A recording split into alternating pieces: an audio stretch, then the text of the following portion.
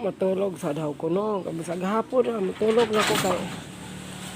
Ako katulog ganinang kuan ba ugto kay man ako paniog to. Matulog na ko na ko bisita. Nako bisita nga Tagalog. Tagalog to siya ba nag-asawa. Nagkabura-bura yung kong Tagalog ba. Kasabot man ko pero di lang ko kaayo ka istorya. No, muna karon matulog lang sa ako kay wa jud ko makatulog ganina.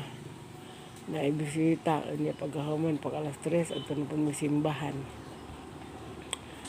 Sa matulog sa jud ko. Tulog sa ako.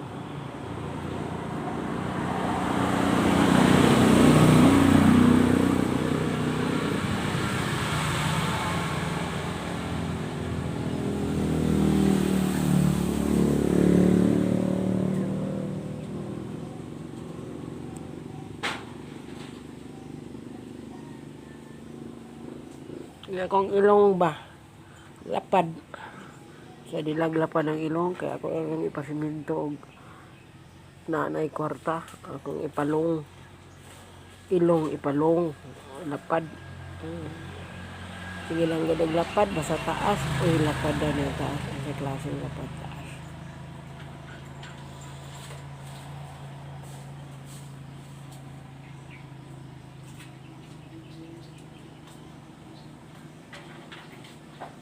Tulog ko bisag hapon na kay wala may time gani lang ugto kay naay bisita. Ang tulog.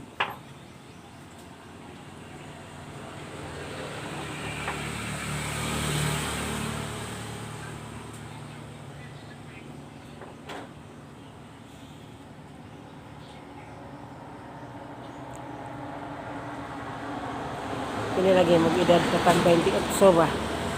28 pa daw ang edad. Kung 28 ang edad na mag 58 na rong Mayo mabirthdayan Mayo di